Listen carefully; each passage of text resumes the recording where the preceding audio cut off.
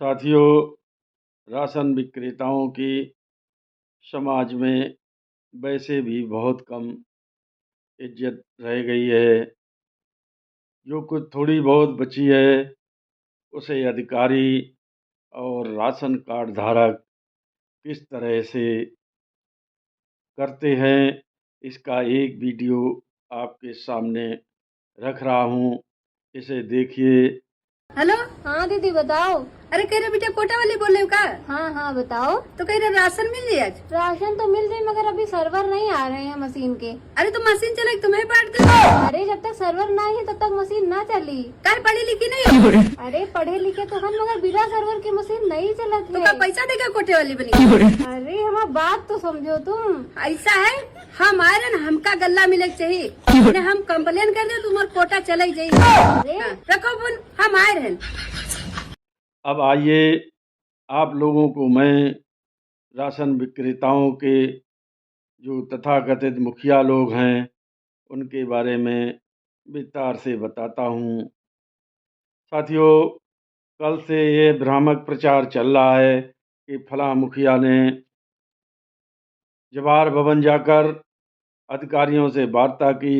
अधिकारियों ने बताया कि सहारनपुर, मेरठ, लखनऊ और वाराणसी मंडलों में कमीशन 13 तारीख को आ गया है और कुछ जिन लोगों का खाता बिल्कुल फीड हो गया था, उनका, और जिन लोगों का खाता फीड नहीं हुआ है, वह जाकर जिला पूर्त अधिकारी के यहाँ अपना खाता सही कराएं और कमीशन जो शीघ्र से शीघ्र आपका मिल जाएगा।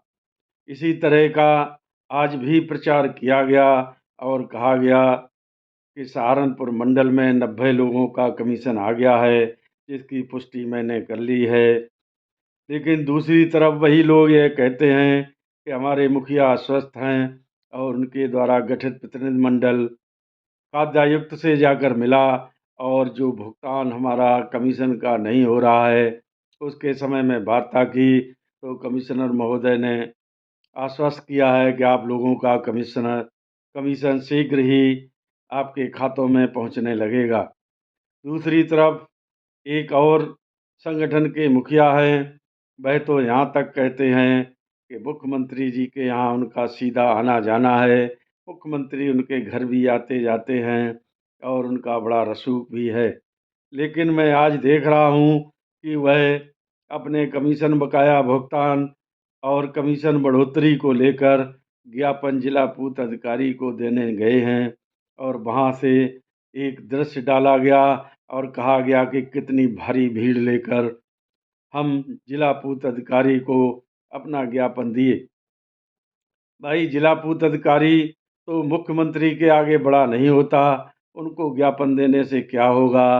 आपके जब मुख्यमंत्री जी से इतने निकट और क्लोज के संबंध हैं, तो फिर आप उन्हीं मुख्यमंत्री जी को ज्ञापन दीजिए और ज्ञापन देके क्या होगा, मुख्यमंत्री जी से व्यक्तिगत मिलिए या उन्हें घर पर बुलाइए और उनसे कहिए कि हम लोगों का कमीशन बढ़ा दें।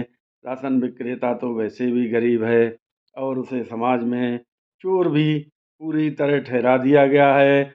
इसे आप अपनी मानसिकता से निकालिए और हम लोगों का कुछ भला करिए।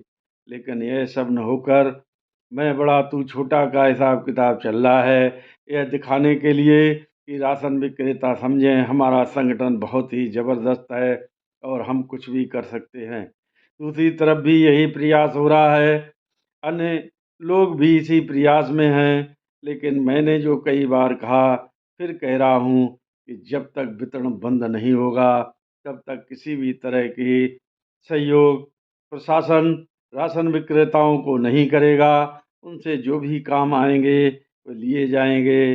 जैसा अभी मैंने एक बार बताया था कि फतेहपुर में जिला पूर्त अधिकारी महोदय ने आदेश कर दिया कि राशन विक्रेता पेड़ लगाएं और उसका फोटो डालें। तमाम इसी तरह के आदेश आते रहते हैं। अभी देखिए, जब चुनाव होगा, हो सकता है हमारे राशन विक्रेताओं को वोटर लिस्ट सही करवाने में भी सहयोग करने के लिए कहा जाए। इस तरह की परिस्थितियां भयंकर बनती ही जा रही हैं। आगे मैं ज़्यादा न कह के अपनी बात समाप्त करता हूँ। साथियों, मेरी बात पर विचार करिए। जब तक वेतन बंद नहीं, तब तक हम लोगों को कुछ भी मिलने वाला नहीं है।